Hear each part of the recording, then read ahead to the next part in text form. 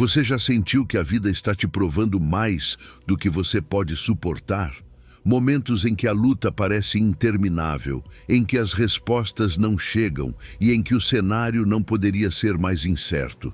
Talvez você tenha orado, tenha esperado, mas nada muda. E você começa a se perguntar: Deus realmente está agindo? Ao longo desta mensagem, você descobrirá como viver com uma confiança inabalável, como receber a direção divina em tempos de incerteza e como ver a mão de Deus agindo mesmo quando tudo parece parado. Vamos mergulhar na palavra, encontrar respostas e, o mais importante, ativar uma fé que transforme a sua vida. Hoje é o dia para começar a agir com a certeza de que Deus já está em movimento. Número 1. Caminhe como se já tivesse recebido. Você já sentiu que caminha às cegas, sem saber exatamente o que te espera adiante? É aquela sensação de avançar sem ver o destino, de dar um passo sem evidência visível de que há chão debaixo dos seus pés. Mas aqui está o ponto-chave. A fé não precisa de provas imediatas, porque sua base não está no que vemos, mas em quem confiamos. A Bíblia nos diz em Hebreus 11:1, a fé é a certeza das coisas que se esperam, a convicção de fatos que não se veem. Não diz que a fé é uma ideia bonita ou um simples otimismo. Não, a fé é certeza. É caminhar como se você já tivesse recebido, como se a resposta de Deus já estivesse dada, mesmo que a olho nu não existam sinais disso. Olhe para Gideão, um homem que enfrentou um exército imenso com apenas 300 homens. Sua fé não estava na quantidade de soldados, mas na palavra de Deus. Imagine o peso dessa decisão. Ir para a batalha com um grupo ridiculamente pequeno contra milhares. Humanamente falando, era suicídio. Mas Gideão caminhou em fé, confiando no que Deus havia prometido, e o resultado foi uma vitória impossível para os cálculos humanos. Agora pense em Elias. A seca havia assolado a terra por anos, e tudo o que ele tinha era uma promessa de chuva. Mas o que ele fez? Orou, e quando seu servo disse que não via nada no céu, ele pediu que verificasse outra vez, e outra vez, até que finalmente viu uma pequena nuvem, insignificante para qualquer outra pessoa. Mas Elias não esperou o céu escurecer por completo. Para ele, aquele pequeno sinal era suficiente. Ele se levantou e declarou que a grande chuva estava vindo. E assim foi. Esse é o poder da fé.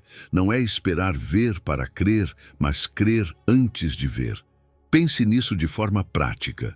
Se hoje você está orando por um emprego, pela restauração da sua família ou por uma resposta de Deus, como você agiria se soubesse com absoluta certeza que já está feito? Você não caminharia em ansiedade, mas em segurança. Se estivesse seguro de que Deus já abriu a porta, você se prepararia com alegria, em vez de preocupação. A fé se manifesta quando você começa a viver como se o que Deus prometeu já estivesse a caminho. É como um músico que ensaia por horas, mesmo sem ninguém ouvi-lo. Sua convicção em sua habilidade o leva a continuar praticando, porque sabe que, embora agora não tenha público, chegará o momento em que o que foi construído no invisível se tornará evidente. Assim funciona a fé. É essa determinação de agir antes de ver, porque confiamos no Deus que cumpre. E isso nos leva a algo fundamental. Fé e obediência caminham juntas. Se você realmente acredita que Deus falará e agirá, então você se motiva a obedecer sem demora. Fé sem ação é apenas teoria. Ou seja, não basta dizer confio em Deus. Essa confiança se reflete em como você vive, em como enfrenta os desafios diários, em como mantém a paz mesmo quando tudo parece incerto. Quando a sua fé é real, isso se nota. Na forma como você sai de casa pela manhã, em como enfrenta seus medos, em como se prepara para o que vem, mesmo sem ver ainda os resultados. Escrever suas metas e colocá-las em oração com a confiança de que Deus dirige seus passos, mesmo quando nada parece mudar, já é um ato de fé. Por isso hoje eu quero te desafiar. Viva com a convicção de que o invisível já é uma realidade no plano de Deus. Se Ele prometeu, então já é um fato, mesmo que você ainda não veja com seus olhos. Caminhe como se a resposta já estivesse dada. Haja com a segurança de quem sabe que seu futuro está nas mãos de um Deus fiel. Porque isso é fé, não um salto no vazio, mas um passo firme baseado na certeza de que Deus cumpre o que promete. Número 2. Atreva-se a dar o passo mesmo sem ver o caminho. Às vezes, nos apegamos demais ao que vemos. Queremos provas, sinais claros, algo que nos faça sentir seguros antes de nos mover. Mas me diga, quantas oportunidades já perdemos por esperar ver antes de crer? A Bíblia nos diz em 2 Coríntios 5:7, porque andamos por fé e não por vista. É um chamado direto para deixar de depender apenas do que nossos olhos percebem e confiar naquilo que Deus já declarou. Imagine que você precisa atravessar uma ponte em meio à neblina. Você não vê o final, mas sabe que ele está lá. Você vai ficar parado até que tudo se dissipe ou vai confiar em cada passo que dá? Assim é a vida de fé. Viver por vista é como ficar imóvel, esperando que tudo faça sentido antes de agir. Mas viver por fé é avançar, mesmo que o caminho ainda não esteja claro. Ruth é um exemplo perfeito disso. A história dela não começa com uma bênção evidente, mas com perda e incerteza. Seu marido havia morrido, seu futuro em Moabe era incerto, e acompanhar Noemi não lhe garantia nada. Humanamente falando, o lógico era ficar em sua terra, com o que era familiar, com o que ela podia ver. Mas Ruth decidiu caminhar pela fé. Ela se agarrou à convicção de que o Deus de Noemi era o seu Deus e de que ele tinha um propósito maior. E veja como a história terminou. De viúva estrangeira sem nada, passou a fazer parte da linhagem de Jesus. Se ela tivesse vivido apenas por vista, teria ficado no conforto do que conhecia e perdido o plano divino. E você? Quantas vezes você já se sentiu preso porque não vê uma saída? Talvez Deus já tenha preparado algo incrível para você, mas você continua esperando ver antes de se mover. Pode ser um novo trabalho, uma oportunidade para crescer no seu chamado, uma reconciliação, mas o medo do desconhecido te mantém paralisado. Deixa eu te dizer algo. Viver por fé não significa agir sem pensar. Significa treinar a sua mente para confiar naquilo que Deus disse, mesmo que as circunstâncias pareçam contrárias. A chave está em renovar a nossa mente com a palavra. Se todos os dias alimentamos nossos pensamentos com notícias negativas, dúvidas e medos, é isso que vai guiar nossas decisões. Mas se meditamos em promessas como nunca te deixarei, jamais te abandonarei, Hebreus 13:5, começamos a ver a vida com os olhos da fé. E aqui há algo poderoso, o testemunho. Quando ouvimos histórias de pessoas que viram a mão de Deus em sua vida, nossa fé cresce. É como quando alguém te recomenda um lugar incrível para visitar. Você não precisa ver com seus próprios olhos para acreditar que existe. O mesmo acontece com a fé. Quando você vê alguém que foi curado, restaurado ou abençoado de forma sobrenatural, você percebe que Deus continua agindo, e não apenas na vida dos outros, mas também na sua. Mas andar por fé não é só crer, é agir, é dar passos concretos, mesmo que não haja garantias visíveis. Não espere se sentir completamente pronto, porque a fé se fortalece no movimento. Se Deus colocou algo no seu coração, avance. Se Ele te chamou para fazer algo grande, dê o primeiro passo. Você não precisa ver todo o caminho, apenas confiar que Ele vai te guiar. E sim, haverá momentos em que aquilo que você vê vai te enganar. As circunstâncias parecerão ir contra aquilo que Deus te prometeu. Mas é aí que a perseverança entra em cena. José teve sonhos de grandeza, mas antes de vê-los cumpridos, passou pela traição, pela prisão e pelo esquecimento. Se ele tivesse se guiado apenas pelo que via, teria desistido. Mas ele decidiu crer e, no fim, a promessa de Deus se cumpriu. Então, aqui está a grande pergunta: o que te detém hoje? É o medo, a dúvida, a necessidade de ver para crer?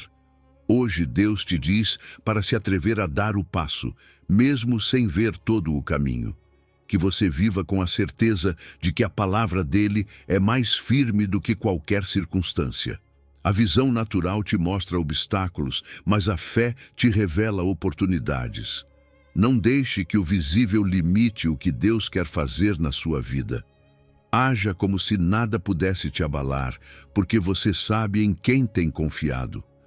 Número 3. O impossível para o homem, possível para Deus. Há momentos na vida em que tudo parece estar contra nós. Sonhos que parecem distantes demais, problemas que parecem não ter solução, caminhos bloqueados, sem uma saída clara. E é nesses momentos que surge a grande pergunta: até onde vai a minha fé? Porque uma coisa é crer quando tudo vai bem, mas algo bem diferente é crer quando tudo parece impossível. Jesus deixou isso claro em Mateus 19, 26. Para os homens isto é impossível, mas para Deus tudo é possível. E aqui está a chave. Não se trata do que você pode fazer, mas do que Deus pode fazer através de você. Pense nisso por um momento. Quantas vezes você já considerou algo perdido simplesmente porque não via uma forma de aquilo se resolver? Talvez uma doença, um relacionamento quebrado, um sonho que ficou estagnado. Vivemos em um mundo que o tempo todo nos diz o que é possível e o que não é. Dizem que se você não tem dinheiro, não pode avançar, que se fracassou uma vez, não há mais volta, que se o diagnóstico é negativo, não há esperança. Mas aquilo que para o mundo é o fim, para Deus é o ponto de partida. Olhe para Elias, um único homem contra centenas de profetas de Baal, toda uma nação em apostasia. Aos olhos humanos, não havia nenhuma chance de ele sair vitorioso. Mas Elias não dependia de números, não dependia de forças humanas. Ele sabia quem estava ao seu lado. E quando orou, o fogo desceu do céu. Um milagre que não deixou dúvidas de que Deus não precisa que as probabilidades estejam a seu favor para fazer algo grandioso. E aqui está o mais incrível: Deus não precisa de matéria-prima para agir. Desde o princípio, ele criou o universo do nada, separou as águas com a sua voz, formou o homem do pó. Você realmente acha que ele precisa que as circunstâncias sejam favoráveis para agir na sua vida? Não importa o quão desolador o cenário pareça, Deus tem recursos ilimitados. O que ele promete, ele cumpre. Mas aqui vem algo importante: fé não é apenas crer passivamente, é agir. Tiago 2,17 nos diz que a fé sem obras é morta. Ou seja, não basta dizer Deus pode fazer isso. Você precisa caminhar como se já estivesse feito. Se você crê que Deus vai restaurar um relacionamento, que passo você está dando hoje para abrir essa porta? Se você crê que Deus pode prover para a sua necessidade, como você está agindo em obediência enquanto espera? Fé não é sentar e esperar. Fé é mover-se com a certeza de que Deus já está agindo. E muitas vezes os milagres começam com sinais pequenos. Veja Elias de novo.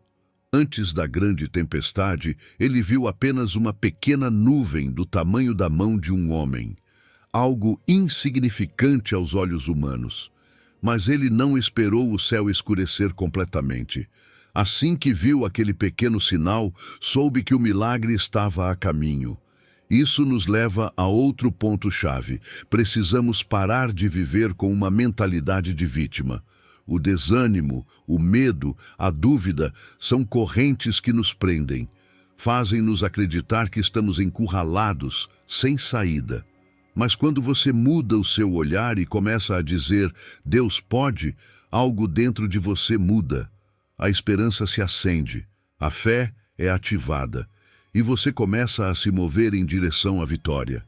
Aquilo que hoje parece impossível para você é o ambiente natural de Deus.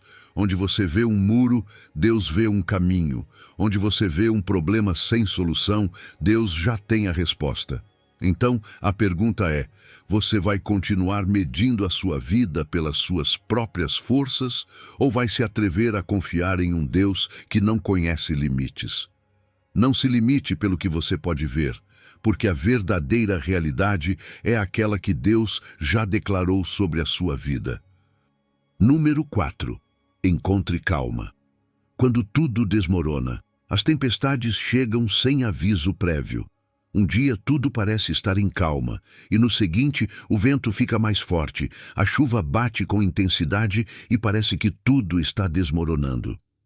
Já aconteceu isso com você? Talvez você tenha recebido uma notícia inesperada, uma perda, um problema financeiro ou uma crise que tirou o seu fôlego. E no meio de tudo isso, a sua mente se enche de perguntas. Como vou sair dessa? Quando isso vai acabar? Por que isso está acontecendo comigo? Jesus sabia que neste mundo teríamos momentos assim. Por isso, antes de partir, ele nos deixou um presente de valor incalculável, a sua paz. João 14:27 diz claramente: Deixo-vos a minha paz vos dou, não vô-la dou como o mundo a dá. Não se turbe o vosso coração, nem se atemorize. E aqui está a chave. Não é uma paz como a que o mundo oferece, que depende de tudo estar bem. Não é a tranquilidade momentânea que sentimos quando as coisas saem a nosso favor. É uma paz que vai além das circunstâncias. Uma paz que permanece firme mesmo quando o caos nos cerca. Pense naquele momento em que os discípulos estavam no barco, em meio a uma tempestade violenta. Eles estavam apavorados, convencidos de que iriam morrer. E o que Jesus estava fazendo? Dormindo. Sim, enquanto o mar se agitava, ele descansava. Não porque ignorava o perigo, mas porque ele sabia quem estava no controle. E quando se levantou, simplesmente disse: Acalma-te, emudece. Marcos 4. E o vento e as ondas obedeceram. Agora, aqui há algo importante. A tempestade não parou porque os discípulos entraram em pânico. Ela não mudou porque eles se preocuparam mais. Só se aquietou quando Jesus falou. E isso nos mostra algo poderoso. A paz não vem de tentar controlar tudo, mas de confiar naquele que tem poder sobre a tempestade. É fácil perder a paz quando sentimos que tudo está fora do nosso controle. Mas, sabe de uma coisa? Nunca esteve realmente em nossas mãos. A ansiedade muitas vezes nasce do desejo de controlar cada detalhe, de querer ter todas as respostas antes do tempo. Mas quando entendemos que Deus já está no controle, quando aprendemos a soltar e dizer: Senhor, eu não entendo isso, mas confio em Ti, então a paz começa a encher o nosso coração. Talvez neste momento você esteja enfrentando uma tempestade na sua vida. Talvez as ondas sejam maiores do que você imaginava e o medo esteja te paralisando.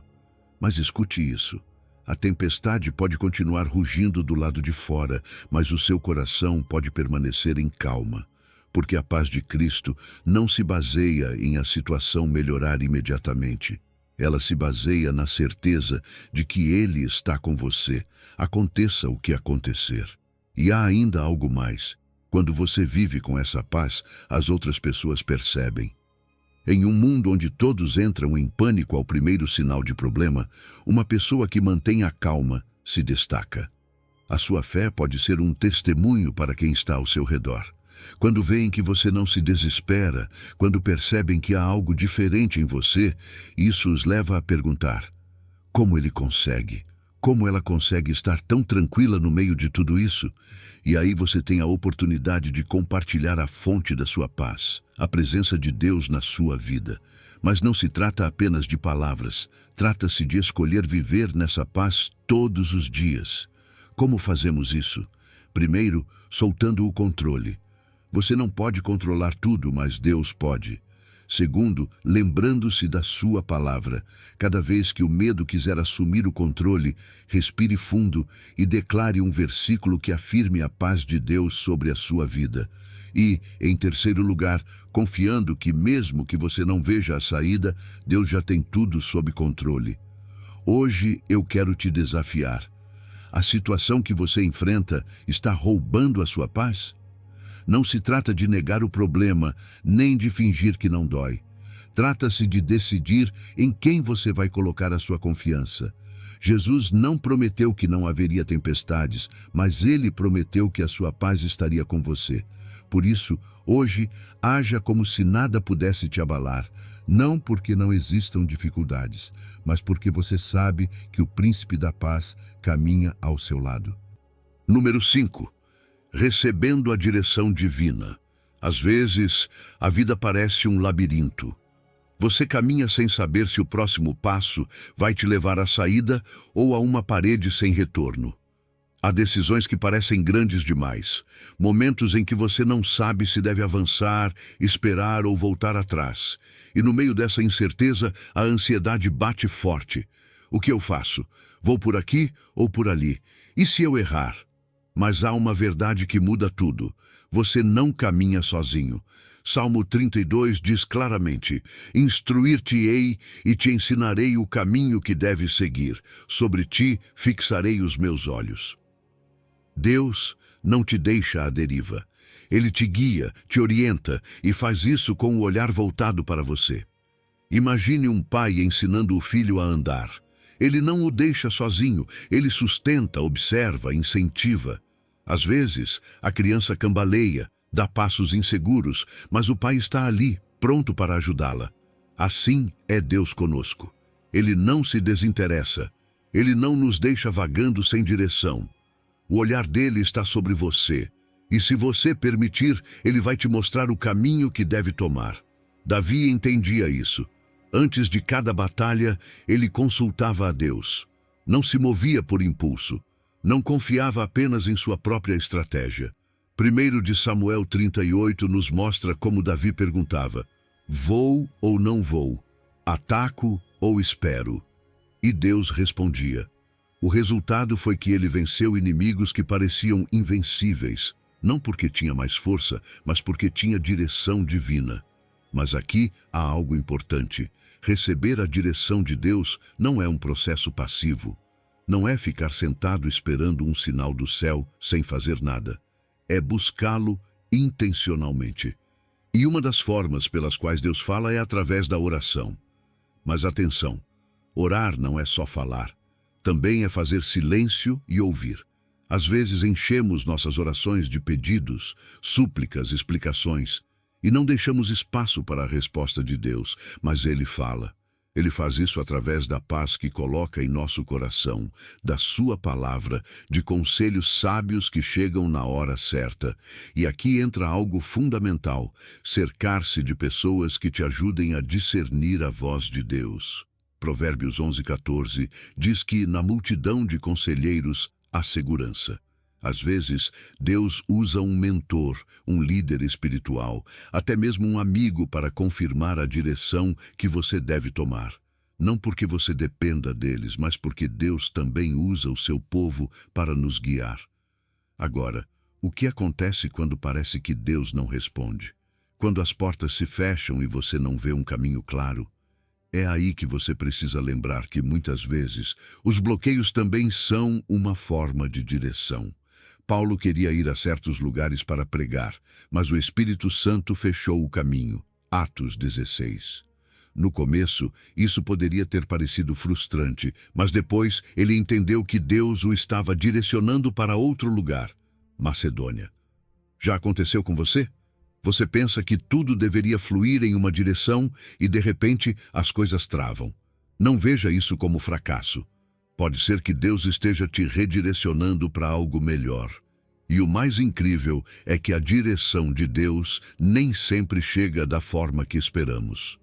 Às vezes, é uma palavra em um sermão, ou um versículo que você lê exatamente quando mais precisa. ou uma conversa aparentemente casual com alguém que diz exatamente o que você precisava ouvir. Deus fala de muitas maneiras, mas você precisa estar atento. Hoje eu quero te desafiar.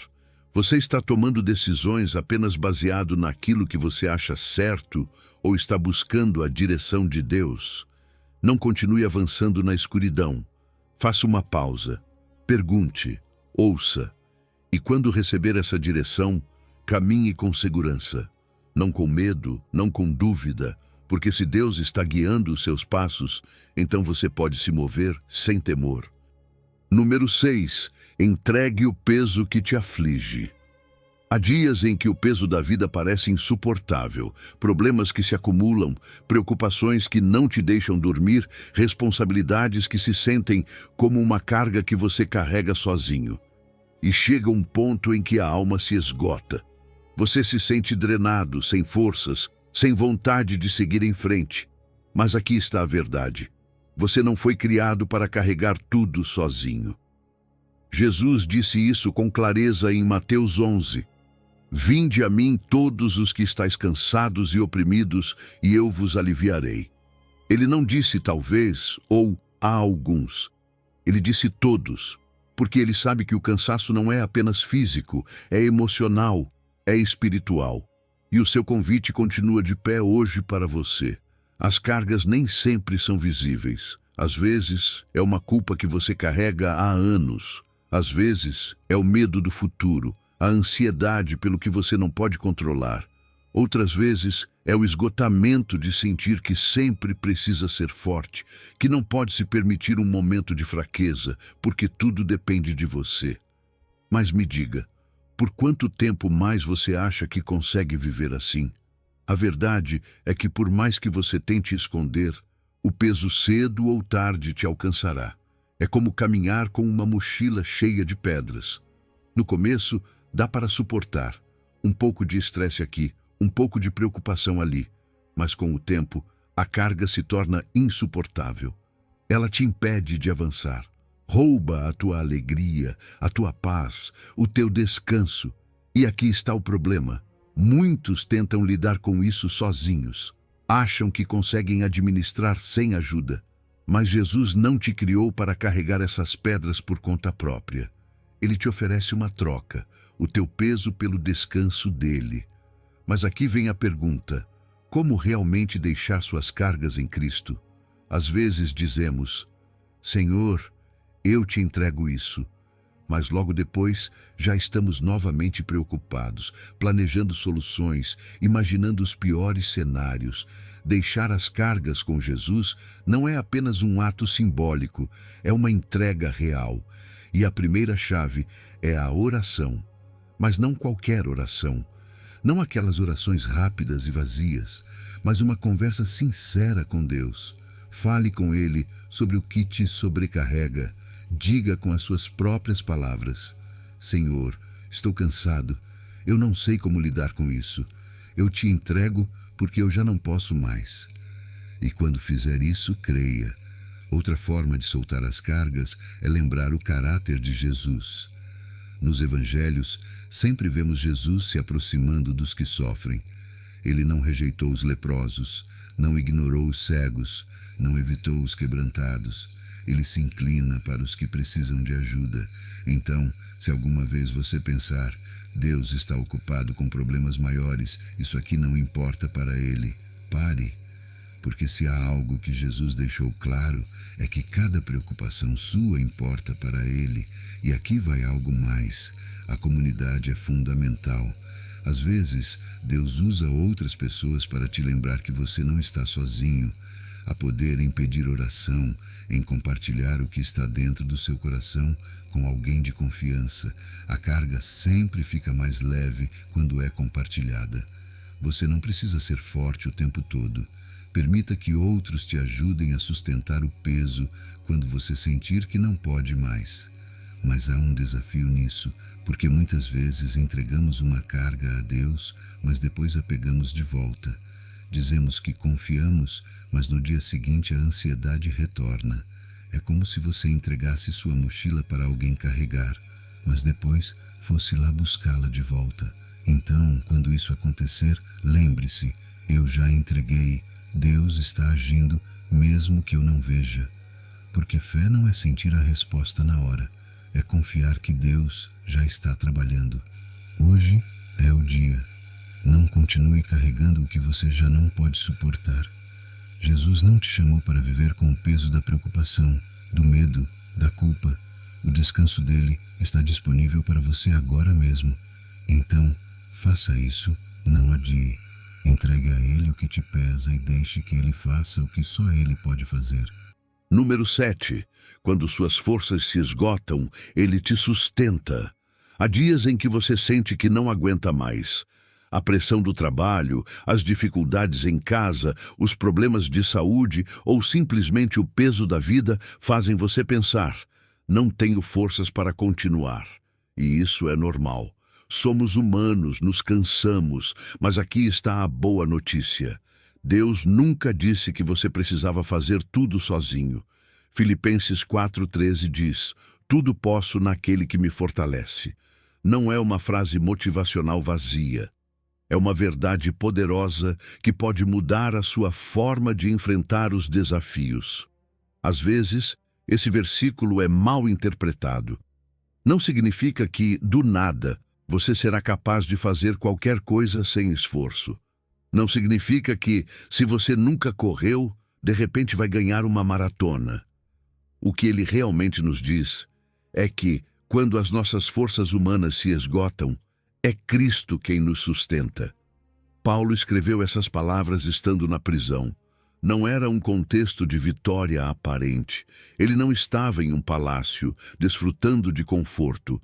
Estava em uma cela, em circunstâncias adversas, e ainda assim podia dizer com convicção: tudo posso em Cristo. Percebe? A força dele não dependia do que via, mas de em quem confiava. Olhe para a história de Davi e Golias. Todos viam um gigante invencível. Davi, porém, via um Deus maior. Ele não confiou em uma armadura nem na própria força. Enfrentou Golias com uma funda e 5 pedras, mas mais importante do que isso, com a certeza de que Deus estava com ele. Essa é a força que muda tudo. Não se trata de quanto você tem nas mãos, mas de quem luta a batalha ao seu lado. Mas aqui está o ponto-chave. Para receber a força de Cristo, primeiro você precisa reconhecer a sua fraqueza. E isso é difícil. Fomos ensinados a ser autossuficientes, a dizer: eu dou conta sozinho, a não pedir ajuda. Mas a verdade é que Deus se glorifica na nossa fraqueza. Segundo aos Coríntios 12 diz: a minha graça te basta, porque o meu poder se aperfeiçoa na fraqueza.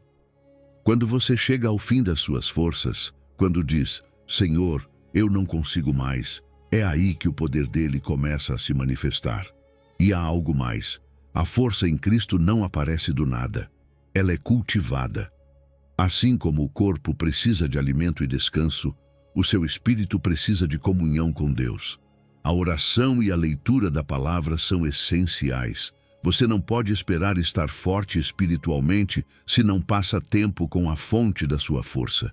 Todos os dias, antes de enfrentar qualquer desafio, diga a Deus: sem ti, eu não posso, mas contigo, eu vou tentar de novo.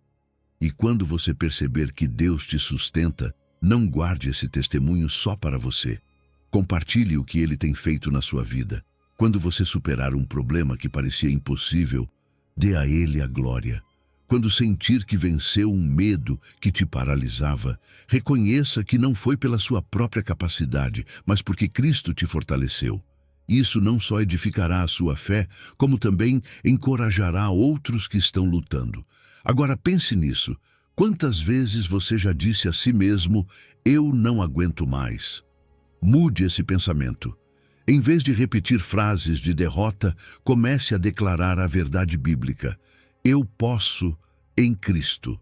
Não se trata de ignorar as dificuldades, mas de enfrentá-las com a certeza de que você não está sozinho.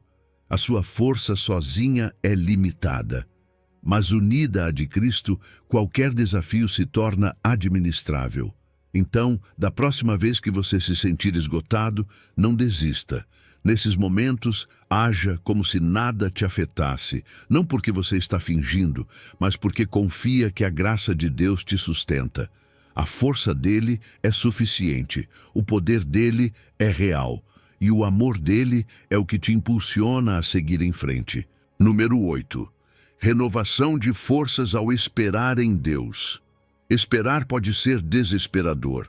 Queremos que as coisas aconteçam já, que as respostas cheguem imediatamente, que as portas se abram sem demora. Mas Deus não trabalha no nosso relógio.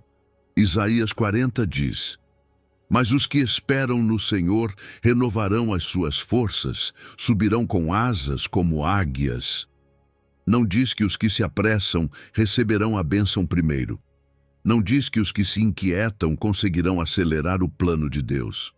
Diz que os que esperam nele, os que confiam sem se desesperar, renovarão as suas forças e se elevarão como as águias. E aqui há algo poderoso. Esperar em Deus não é perder tempo. É se preparar para o que vem. Pense em um atleta que treina para uma grande competição. Ele não pode simplesmente entrar em campo sem ter se preparado. Precisa fortalecer os músculos, melhorar a resistência, afinar a estratégia. A espera é sua fase de crescimento, não de estagnação. Assim também é conosco. Quando Deus nos faz esperar, não é porque se esqueceu de nós, mas porque está nos formando. Olhe para José. Ele foi vendido como escravo pelos próprios irmãos. Depois, quando parecia que as coisas estavam melhorando, acabou na prisão por uma injustiça, e ali, em meio à incerteza, precisou esperar. Mas essa espera não foi em vão. Naqueles anos, Deus o estava preparando para governar o Egito. Quando finalmente chegou o seu momento, ele já não era o mesmo jovem impulsivo. A espera o fortaleceu, o moldou, o tornou digno da posição que Deus havia reservado para ele. Então, a pergunta é: como as nossas forças são renovadas enquanto esperamos? A chave está na conexão com Deus. Muitas vezes confundimos esperar com ficar parado, sem fazer nada. Mas esperar em Deus é um processo ativo, é orar, é ler a sua palavra, é permitir que a nossa fé cresça no processo. Deus não nos deixa sozinhos na espera. Ele nos dá visão, fé e consolo para não desanimarmos. E é aqui que entra a imagem da águia. Você sabia que as águias não voam lutando contra o vento? Elas não batem as asas desesperadamente. Em vez disso, esperam as correntes de ar ascendentes e se deixam levar por elas. Não gastam energia tentando se elevar sozinhas, apenas estendem as asas e deixam que a força do vento as impulsione. É exatamente isso que Deus quer que façamos. Em vez de nos desgastarmos tentando controlar tudo, Ele nos convida a confiar em seu poder e permitir que Ele nos eleve no momento certo. Mas há um perigo na espera: o desespero. Quando sentimos que Deus está demorando, podemos cair na tentação de nos antecipar. Saul cometeu esse erro. Em 1 de Samuel 13, Deus lhe havia dado instruções para esperar antes de oferecer sacrifícios. Mas, ao ver que as coisas não aconteciam conforme o seu plano, ele decidiu agir por conta própria. O resultado: perdeu o seu reino. Porque o desespero nos leva a tomar decisões erradas, a nos apressar em relacionamentos, em trabalhos, em oportunidades que não estão alinhadas com a vontade de Deus. Em vez de nos frustrarmos, podemos mudar a nossa atitude, agradecer pelo que já temos, em vez de focar apenas no que falta. Muitas vezes, a espera se torna insuportável porque estamos concentrados demais no que ainda não chegou, ao invés de valorizar o que Deus já nos deu. Quando praticamos a gratidão, a nossa perspectiva muda. Deixamos de ver a espera como um castigo e começamos a enxergá-la como um treinamento para algo maior. Então, se hoje você sente que tem esperado por muito tempo, não se desespere. Deus não se esqueceu de você. Ele está fortalecendo as suas asas para que, quando chegar o momento, você possa voar mais alto do que imaginou. Você não está perdendo tempo, está sendo preparado.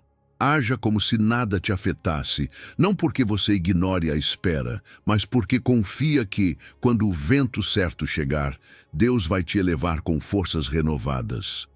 Número 9. Descobrindo o plano que já está traçado. Você já se perguntou qual é o propósito que Deus tem para a sua vida? Se realmente existe um plano traçado ou se você simplesmente está caminhando sem direção? Às vezes, as circunstâncias nos fazem duvidar. Nos sentimos perdidos, confusos e pensamos, será que Deus realmente tem algo preparado para mim? Mas escute bem o que diz Jeremias 29. Porque eu bem sei os pensamentos que tenho a vosso respeito, diz o Senhor. Pensamentos de paz e não de mal, para vos dar o fim que esperais. Deus não está improvisando com a sua vida. Não é que Ele vá decidindo no meio do caminho o que fazer com você. Antes mesmo de você nascer, Ele já tinha um propósito desenhado para a sua vida. E aqui há algo poderoso. O plano dele não é um esquema genérico, é um design pessoal. Às vezes pensamos que Deus nos coloca em um molde e nos faz encaixar à força em qualquer propósito. Mas não é assim. Ele te conhece. Ele conhece os seus talentos, as suas forças, mas também as suas fraquezas e áreas em que você precisa crescer. E o melhor de tudo, Ele usa cada parte de quem você é para cumprir o seu propósito. Olhe para a história de Esther. Uma jovem órfã que, à primeira vista, não tinha nada de especial. Mas Deus a levou à posição de rainha, no momento exato, para salvar o seu povo. No começo, talvez ela não entendesse por que estava ali. Talvez pensasse que sua vida não tinha uma missão clara, mas chegou o dia em que ela compreendeu que Deus a tinha colocado no lugar certo, no tempo certo, para cumprir algo maior do que ela mesma poderia imaginar. Às vezes, nos sentimos estagnados porque acreditamos que o plano de Deus está demorando para se cumprir. Pensamos que, se não vemos resultados imediatos, é porque algo deu errado. Mas atraso não significa que o propósito foi cancelado. Moisés passou 40 anos no deserto antes de estar pronto para libertar o povo de Israel. Durante esse tempo, Deus estava moldando o seu caráter, ensinando-o a depender totalmente dele. Se hoje você sente que está em uma estação de espera, não se desespere. Deus está trabalhando dentro de você, preparando o seu coração para o que vem. Mas aqui vai algo fundamental. Deus não vai forçar o plano dele sobre você. Ele te convida a se render e a caminhar em obediência, mas é você quem decide se vai segui-lo ou não. Há pessoas que passam a vida resistindo ao chamado de Deus porque querem fazer tudo do seu próprio jeito. Mas, quando você decide se alinhar à vontade dele, as portas começam a se abrir. Não porque tudo se torna fácil, mas porque agora você caminha com propósito. E eu sei que há momentos em que a vida dá voltas inesperadas. Talvez você tivesse um plano, mas as coisas não saíram como imaginava. Talvez você tenha se sentido decepcionado porque achou que estava no caminho certo e, de repente, tudo mudou. Mas em vez de perguntar a Deus, por que isso aconteceu comigo? Pergunte, para que o Senhor me trouxe por este caminho? Às vezes, o que parece um desvio é, na verdade, uma rota melhor que você não tinha considerado. E aqui há algo mais. Aprenda a celebrar os pequenos avanços. Não espere ver todo o panorama completo para agradecer. Cada passo que você dá em obediência é um sinal de que está avançando na direção certa. Já aconteceu de, do nada, se abrir uma oportunidade que você não buscou, ou de você conhecer alguém que acaba sendo chave para o próximo passo da sua vida. Isso não é coincidência, são confirmações de que Deus está guiando o seu caminho. Hoje eu quero te lembrar de algo. A sua vida Não é um acidente. Deus tem um propósito perfeito que envolve cada fase, até mesmo aquelas que você não entende. E mesmo que hoje você não veja tudo com clareza, pode confiar que Ele está trabalhando para te levar ao destino certo. Número 10. A vida abundante prometida. Muita gente passa a vida simplesmente existindo. Acorda, trabalha, cumpre suas responsabilidades, repete a mesma rotina e no fim do dia sente que algo está faltando. Como se estivesse apenas sobrevivendo, mas não vivendo de verdade. Jesus veio justamente para mudar isso. Em João 10, ele diz claramente: eu vim para que tenham vida e a tenham em abundância. Não uma vida pela metade, não uma vida cheia de vazio, mas uma vida plena, rica em significado, em propósito e em alegria. Mas aqui está a chave. A abundância que Jesus promete não tem a ver apenas com coisas materiais. Não se trata de ter mais dinheiro, mais posses ou mais sucesso aos olhos do mundo. Trata-se de uma satisfação profunda, daquela paz que não depende das circunstâncias, de uma alegria que permanece mesmo nos dias difíceis. Paulo entendia isso muito bem. Em Filipenses 4:11, ele diz que aprendeu a estar contente em qualquer situação, tanto na escassez quanto na abundância. Por quê? Porque a plenitude dele não vinha do que tinha ou deixava de ter, mas da sua conexão com Cristo. É como uma árvore plantada junto a ribeiros de água. Enquanto as suas raízes estiverem bem nutridas, ela pode suportar qualquer estação. Pode vir o calor, pode vir a tempestade, mas ela permanece de pé porque sua fonte de vida não é superficial. Assim é a nossa vida quando estamos conectados com Deus.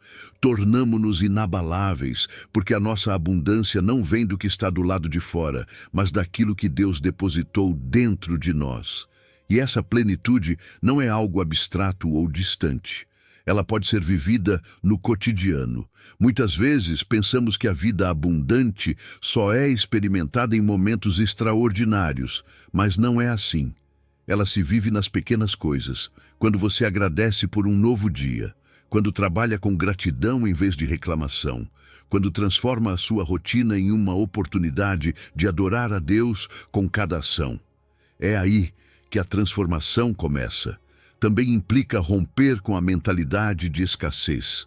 Há pessoas que, mesmo tendo muito, vivem como se lhes faltasse tudo. Estão sempre focadas no que não têm, no que falta, no que ainda não chegou. Mas a verdadeira abundância enxerga a graça de Deus se multiplicando em cada detalhe.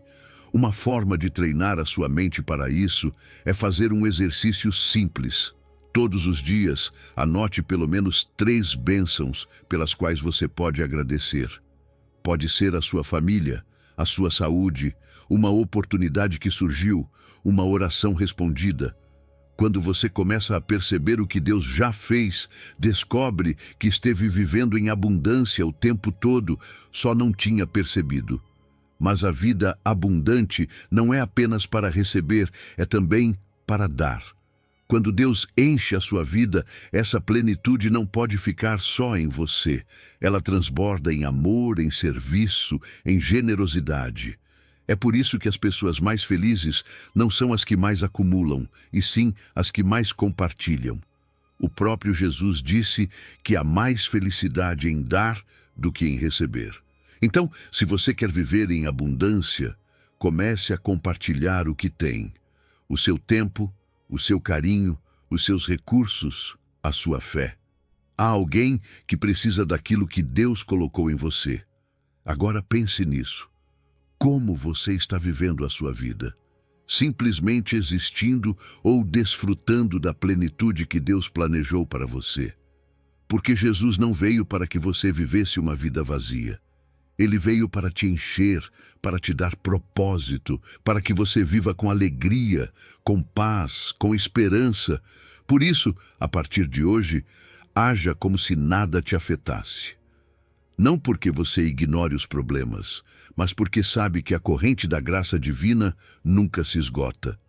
Você está nas mãos daquele que prometeu te dar uma vida abundante. E quando você vive com essa certeza, tudo muda. Número 11. Mais que vencedores em cada batalha. As batalhas chegam sem aviso prévio. Um dia tudo parece estar em ordem e no seguinte a vida te coloca diante de desafios que você nunca imaginou. Problemas em casa, no trabalho, na sua saúde, nos seus relacionamentos. Momentos em que você sente que a luta é grande demais, que as forças não são suficientes, que talvez desta vez você não consiga seguir em frente. Mas aqui está a verdade. Em Cristo, você não é apenas vencedor, é mais que vencedor. Romanos 8 diz claramente: em todas estas coisas, somos mais que vencedores por meio daquele que nos amou. Não diz que às vezes vencemos, ou que apenas em algumas situações conseguimos. Diz que em todas as coisas, não há exceção. Mas o que significa ser mais que vencedor? Não é simplesmente sobreviver à prova, não é sair apenas ileso da tempestade. Ser mais que vencedor significa que, além de superar o obstáculo, você sai fortalecido, com um testemunho, com uma fé mais firme e uma confiança inabalável em Deus. Paulo entendia isso melhor do que ninguém. Ele foi perseguido, espancado, preso, traído, mas nunca deixou de proclamar o Evangelho. Ele não via as suas dificuldades como fracassos, e sim como oportunidades para ver o poder de Deus em ação. E essa é a mentalidade de um verdadeiro vencedor. A chave está em lembrar que a nossa vitória não depende da nossa força, mas do amor de Cristo. Não vencemos porque somos mais fortes, mais sábios ou mais preparados. Vencemos porque Deus luta por nós. E quando você vive com a certeza de que o amor dele te sustenta, o medo perde a força. Porque já não se trata do que você pode fazer, e sim do que Deus já fez por você. Agora, cada obstáculo que você enfrenta pode ser visto de duas maneiras: como um impedimento ou como uma oportunidade. Cada luta pode ser vista como um freio ou como um treinamento para algo maior. Pense nisso como uma academia espiritual. Cada desafio que você enfrenta é mais uma repetição que fortalece a sua fé, que te torna mais resistente, mais confiante em Deus. Nada do que você enfrenta é em vão. Deus não desperdiça nenhuma batalha. Veja o que aconteceu com Josué e Calebe. Quando foram espiar a terra prometida, eles viram o mesmo que os outros espias: cidades fortificadas, gigantes poderosos, obstáculos aparentemente impossíveis. Mas enquanto os outros se encheram de medo, eles disseram: se Deus nos prometeu esta terra, então podemos tomá-la. Números 13:14. Percebe a diferença? Não é que eles não vissem o problema, mas escolheram focar na promessa. E aqui está o ponto-chave. Em que você está focando? Nos gigantes ou na promessa de Deus? Porque aquilo que você alimenta na sua mente define a atitude com que você enfrenta a batalha. Se você só enxerga a dificuldade, o medo te paralisa. Mas se você vê a fidelidade de Deus, a fé te impulsiona. É claro, ser mais que vencedor não significa que você nunca terá oposição. O inimigo vai tentar fazer você duvidar, desanimar, acreditar que está sozinho. Mas 1 de João 4 deixa claro: maior é o que está em vós do que o que está no mundo. Não existe luta que possa te derrotar quando o Todo-Poderoso está ao seu lado. E algo importante: não espere apenas pela vitória final para celebrar. Cada passo adiante, cada pequena batalha vencida, cada momento em que você decide confiar em Deus, em vez de desistir, é motivo de gratidão. Não subestime o poder das pequenas vitórias, porque cada uma delas te leva um passo mais perto do propósito de Deus. Então, da próxima vez que você se deparar com um problema, haja como se nada te afetasse. Não porque você ignore a luta, mas porque sabe que a sua vitória já está garantida. Não porque você seja mais forte, e sim porque aquele que luta por você nunca perde. Em Cristo, você não apenas segue em frente, você sai mais forte, mais firme e ainda mais convencido de que Deus cumpre aquilo que promete. Número 12. Permanecer firme até o fim. A vida não é fácil. Há momentos em que tudo parece estar contra você, em que as forças se esgotam e a tentação de desistir é forte demais. Mas Deus não nos chamou para recuar, e sim para permanecer firmes até o fim. Tiago 1,12 diz claramente: bem-aventurado o homem que suporta a tentação, porque depois de aprovado, receberá a coroa da vida. Essa é a chave: resistir. Não apenas passar pela prova, mas sair dela com mais fé, mais força e mais convicção. Quando ouvimos a palavra tentação, geralmente pensamos apenas em pecado, mas há outro tipo de tentações: a de desistir, a de largar tudo porque o caminho parece difícil demais, a de soltar o que Deus te prometeu porque está demorando mais do que você esperava. E é aí que muitos caem. Cansam no meio do processo, deixam-se levar pelo desânimo e desistem antes de ver o milagre. Mas aquele que resiste, que continua crendo mesmo quando tudo parece perdido, esse é o que recebe a recompensa. Pense nisso como uma corrida. Um corredor de maratona não para no quilômetro 30 só porque as pernas doem. Ele sabe que o cansaço faz parte do processo, mas a linha de chegada continua à frente. Assim é a nossa vida de fé. A adversidade é temporária, mas a glória de Deus é eterna. Cada passo que você dá, ainda que com esforço, te aproxima mais da vitória. Olhe para Paulo. Ele entendeu isso melhor do que ninguém. Foi perseguido, preso, açoitado, traído, mas nunca deixou de avançar. E quando chegou ao fim da sua vida, pôde dizer com certeza: combati o bom combate, acabei a carreira, guardei a fé. 2 Timóteo 4. Ele não disse que tudo foi fácil, não disse que nunca teve momentos de dor, mas afirmou que perseverou, e por isso aguardava a sua coroa. Então, como alcançar essa resistência? Primeiro, mantendo acesa a sua paixão por Deus. Quando você deixa o seu relacionamento com Ele esfriar, qualquer dificuldade te derruba, mas se fortalece a sua fé com oração, com a palavra, com a adoração. Cada prova se transforma em uma oportunidade de ver a fidelidade de Deus. Segundo, cercando-se de pessoas que te impulsionem para a frente. A Bíblia diz que assim como o ferro afia o ferro, Provérbios 27, uma pessoa também afia a outra. Não caminhe sozinho. Busque uma comunidade de fé que te levante quando você sentir que não aguenta mais. E, em terceiro lugar, nunca perca a visão da meta. A luta que você enfrenta hoje não será para sempre. A prova que agora parece insuportável, em algum momento ficará para trás. Mas a recompensa de ter permanecido fiel é eterna. Há ainda algo mais. Muitas vezes nós falhamos, caímos, duvidamos, e o inimigo quer nos fazer acreditar que isso nos desclassifica, que Deus já não conta mais conosco. Mas escute, falhar não te desclassifica. Apenas te faz mais consciente do quanto você precisa da graça de Deus. Não fique prostrado no chão. Levante-se, aprenda com os erros e continue avançando. Deus não desperdiça nenhuma prova.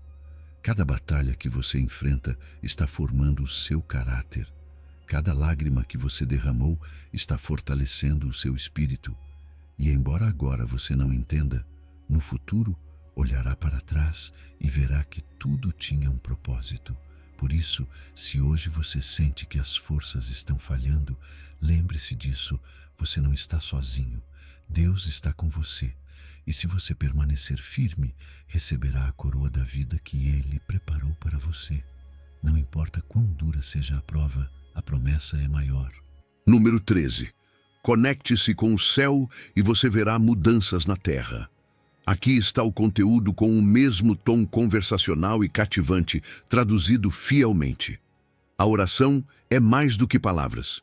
É mais do que um ritual ou uma rotina vazia. é conexão, é poder, é a chave que abre as portas do céu para ver mudanças na terra. Tiago 5 diz claramente: a oração eficaz do justo pode muito. Não diz que pode pouco, não diz que talvez funcione, diz que pode muito. E se você crer nisso, a sua vida pode mudar por completo. Mas aqui está o problema. Muitas vezes oramos sem entender o que realmente estamos fazendo. Pensamos que a oração serve apenas para pedir, como se Deus fosse um caixa eletrônico ao qual recorremos quando precisamos de algo. Senhor, me dá isso, me ajuda com aquilo, resolve aquilo outro. E sim, claro que Deus quer que apresentemos nossas necessidades, mas a oração não se trata apenas disso. A oração é um diálogo, uma conversa com o Criador do universo. É o momento em que a nossa mente se alinha com a dele, em que o nosso coração aprende a bater no ritmo da sua vontade. Quando você realmente entende a oração como uma conexão com Deus, algo muda dentro de você. Não muda apenas o que você diz, muda como você pensa, como age, como enfrenta a vida. É impossível passar tempo com Deus e continuar sendo a mesma pessoa. A oração não muda apenas circunstâncias, muda corações. Veja o exemplo de Elias, um homem comum com fraquezas e emoções como as suas e as minhas, mas com uma fé inabalável no poder da oração. Ele orou e o céu se fechou, deixou de chover. Anos depois, ele orou novamente e a chuva voltou. Tiago 5. Percebe o poder que há na oração de alguém que verdadeiramente crê? Não era magia, não era sorte. Era a comunhão profunda com Deus que lhe permitia orar com autoridade e ver respostas extraordinárias. E aqui vem a pergunta-chave: como podemos orar de maneira eficaz? Porque a Bíblia diz que a oração do justo pode muito. O que isso significa? Significa que a nossa relação com Deus importa. Não se trata de palavras vazias, mas de uma vida conectada com Ele. Fé e obediência caminham juntas. Não podemos viver afastados de Deus e depois esperar que nossas orações tenham impacto. Por isso, antes de orar, peça ao Espírito Santo que examine o seu coração, que te purifique, que te ajude a viver em comunhão com o Pai. Agora talvez você se pergunte: mas Deus realmente continua respondendo orações hoje? E a resposta é sim. Há testemunhos de pessoas que oraram por cura e foram curadas. Outros clamaram por uma porta de emprego e Deus abriu no momento certo. Alguns pediram direção em uma situação difícil e receberam clareza quando mais precisavam. Deus continua agindo. Sua mão não se encurtou. E se Ele fez por outros, por que não faria por você? Mas aqui há algo importante: constância na oração. Nem sempre veremos respostas imediatas, e é aí que muitos se desanimam. Oram uma vez, 2 vezes, e como não veem resultados, param. Mas a Bíblia diz: orai sem cessar. 1 Tessalonicenses 5. Não porque Deus seja surdo, ou porque precise ouvir 1000 vezes, mas porque a oração não é apenas para mudar circunstâncias, e sim para fortalecer a nossa fé e o nosso caráter. E além de pedir, a oração é uma arma espiritual. Às vezes pensamos que nossas lutas são apenas naturais, mas há uma dimensão espiritual em cada batalha.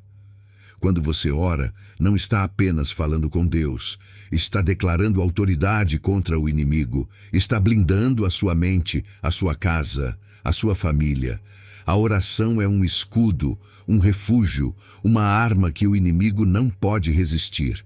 Por isso, hoje, não subestime o que acontece quando você dobra os joelhos. Não veja a oração como o último recurso, mas como a sua primeira resposta. A oração não é perda de tempo, é investimento na presença de Deus. E quando você se conecta com Ele, começa a ver milagres na sua vida.